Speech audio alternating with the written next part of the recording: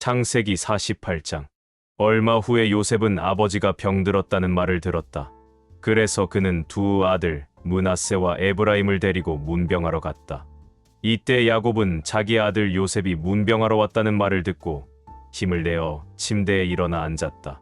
그리고서 그는 요셉에게 이렇게 말하였다. 전에 전능하신 하나님이 가나안 땅 루스에서 나에게 나타나 나를 축복하시며 내가 너에게 많은 자손을 주고 너를 번성하게 하여 많은 민족의 조상이 되게 하고 내가 이 땅을 내 후손에게 영원한 소유로 주겠다 하고 말씀하셨다. 내가 이곳으로 오기 전에 이집트에서 너에게 태어난 두 아들 에브라임과 므낫세는 내 아들이다. 내가 그들을 르우벤과 시므온과 같은 아들로 삼겠다. 앞으로 내가 아들을 더 낳게 되면 그들은 내 아들이 될 것이며 또 그들은 에브라임과 므낫세의 이름으로 유산을 받게 될 것이다. 내가 이렇게 하는 것은 너의 어머니 라헬 때문이다. 애석하게도 너의 어머니는 내가 메소포타미아에서 돌아오던 길에 가나안 땅에서 죽고 말았는데 그곳은 에브랏에서 그리 멀지 않은 곳이다. 그래서 나는 내 어머니를 에브랏으로 가는 길가에 장사하였다. 에브랏은 베들레헴으로 알려진 곳이었다. 야곱이 요셉의 아들들을 보고 요셉에게 물었다. 이 애들은 누구냐? 이곳에서 하나님이 주신 내 아들 둘입니다. 그들을 내 앞으로 데리고 오너라.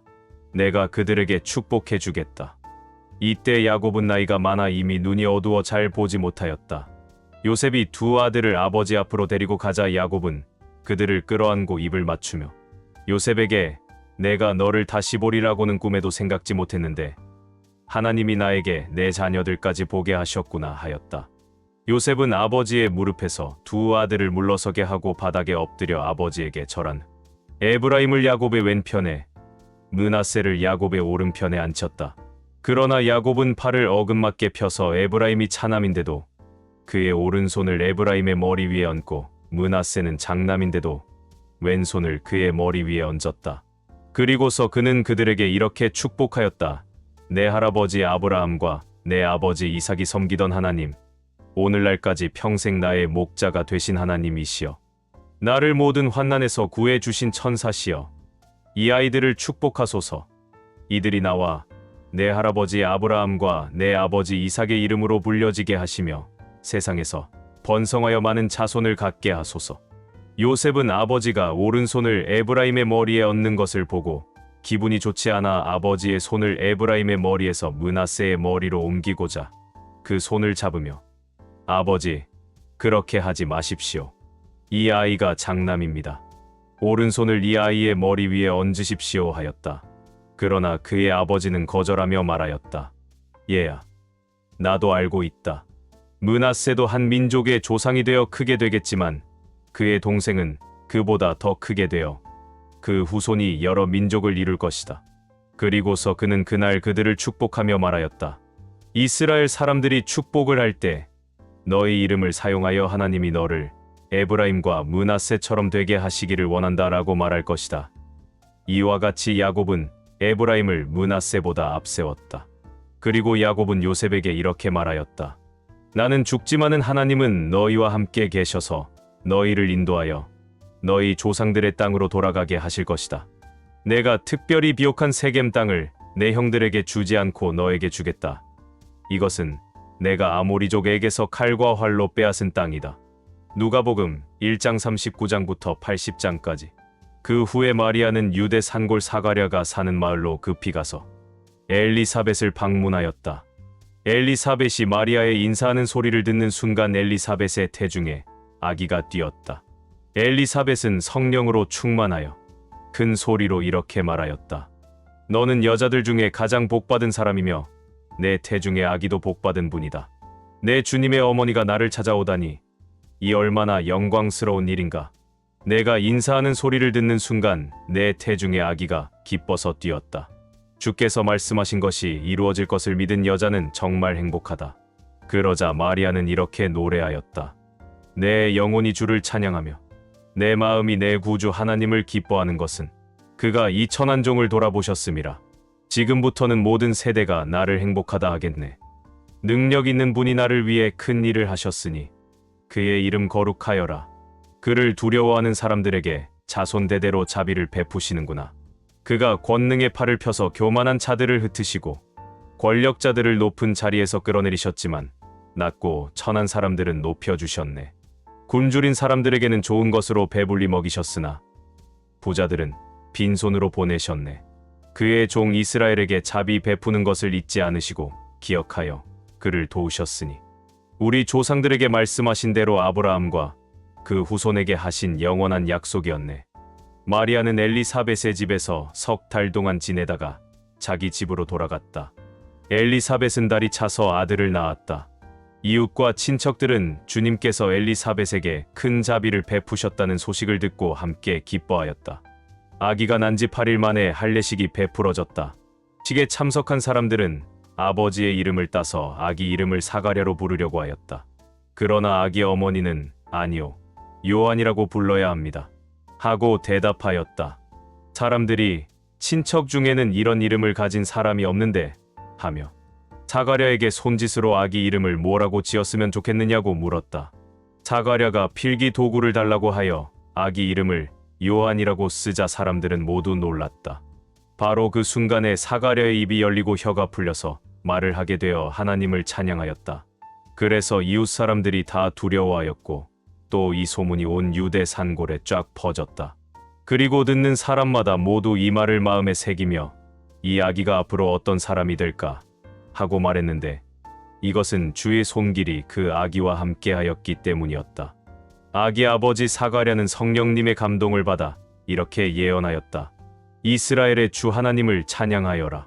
그가 오셔서 자기 백성을 죄에서 건져주셨고 그의 종 다윗의 집에서 우리를 위하여 구원의 주를 일으키셨으니 오래전에 그의 거룩한 예언자들을 통해서 말씀하신 대로 우리 원수들과 우리를 미워하는 모든 사람들의 손에서 우리를 구원하는 구원이라.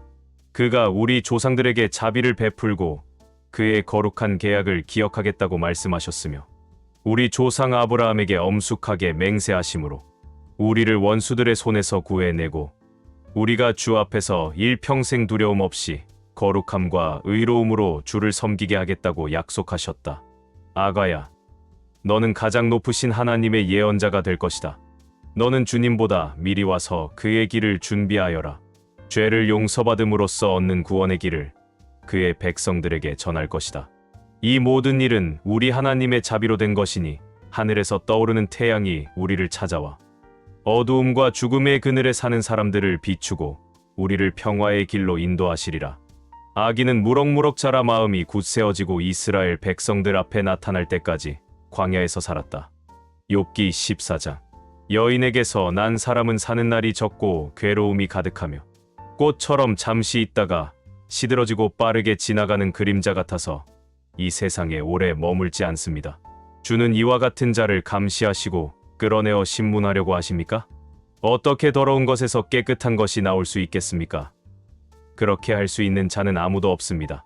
주께서는 인생의 사는 날과 달수를 미리 정하시고 아무도 그 이상은 더 살지 못하도록 수명의 한계를 정해 놓으셨습니다. 그러므로 그에게서 주의 눈길을 돌이키시고 그를 내버려 두어 잠시라도 품꾼과 같은 고달픈 삶을 쉬게 하소서. 차라리 나무라면 희망이 있겠습니다. 그것은 찍혀도 다시 움이 트고 싹이 나서 연한 가지를 내며 그 뿌리가 땅 속에서 늙고 줄기가 땅에서 죽을지라도 물기만 있으면 다시 움이 돋고 싹이 나서 새로 심은 묘목처럼 됩니다. 그러나 사람은 죽으면 그것으로 끝장입니다. 그가 죽으면 어디로 가겠습니까? 바닷물이 증발하여 줄어들고 강물이 말라 없어지듯이 사람이 죽어 누우면 다시 일어나지 못하고 하늘이 없어지기까지 눈을 뜨지 못하며 잠에서 깨어나지 못합니다. 주여, 나를 죽은 자들과 함께 감추어 주시고 주의 분노가 그칠 때까지 나를 숨겨주시며 시간을 정하시고 나를 다시 기억하소서. 사람이 죽으면 어떻게 다시 살아날 수 있겠습니까? 나는 이 고통스러운 시련이 끝날 때까지 참고 기다리겠습니다. 그 후에는 주께서 나를 부르실 것이요. 나는 대답할 것이며 주께서는 주의 손으로 만드신 나를 그리워할 것입니다. 그때는 주께서 나의 걸음을 세셔도 내 죄는 들추어 내지 않으시고 그 모든 것을 덮어주시며 용서해 주실 것입니다. 산이 침식되어 무너지고 바위가 그 자리에서 옮겨지며 물이 돌을 닳게 하고 급류가 땅의 흙을 씻어 내려가듯이 주께서는 사람의 희망을 꺾어 버리십니다. 주께서 사람을 이기시고 그를 영원히 떠나게 하여 그의 얼굴빛이 변하게 하심으로 그의 아들들이 존귀해도 그가 그것을 알지 못하며 그들이 천하게 되어도 그 사실을 깨닫지 못합니다. 그에게는 오직 고통과 슬픔만이 있을 따름입니다. 고린도전서 2장. 형제 여러분, 내가 여러분에게 하나님의 말씀을 전할 때 고상한 말이나 인간의 지혜로 하지 않았습니다. 그것은 내가 여러분과 함께 있는 동안 예수 그리스도와 십자가에 못 박히신 그분의 죽음 외에는 아무것도 알지 않기로 결심했기 때문입니다.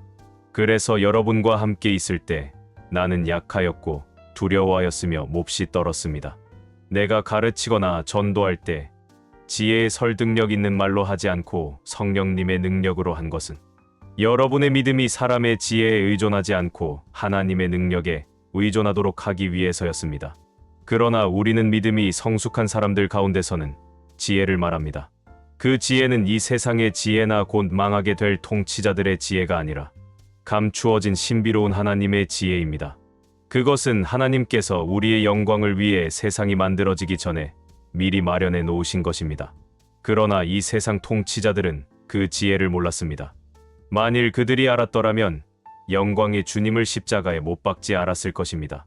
그것은 성경이 아무도 보거나 듣거나 생각조차 못한 것을 하나님은 자기를 사랑하는 사람들을 위하여 준비해 두셨다 라고 한 말씀과 같습니다. 하나님께서는 성령님을 통해 그 비밀을 우리에게 알려주셨습니다. 성령님은 모든 것을 살피심으로 하나님의 깊은 것까지도 알아내십니다. 사람의 생각을 그 속에 있는 영 외에는 아무도 알 수 없듯이 하나님의 생각도 하나님의 영 외에는 아무도 알지 못합니다. 우리는 세상의 영을 받지 않고 하나님께서 주신 성령을 받았습니다. 이것은 하나님이 우리에게 은혜로 주신 선물을 우리가 알 수 있도록 하기 위한 것입니다.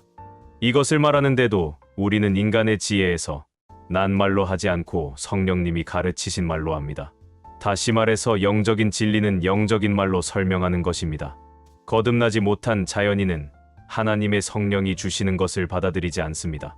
그런 것은 영적으로만 이해할 수 있는 것이기 때문에 그들에게는 어리석게 보일 뿐만 아니라 그들은 그것을 깨달을 수도 없습니다. 영적인 사람은 모든 것을 제대로 평가하지만 세상 사람은 그를 제대로 평가하지 못합니다. 성경에도 누가 주의 마음을 알아서 주를 가르칠 수 있겠는가? 라고 하지 않았습니까? 그러나 우리는 그리스도의 마음을 가졌습니다.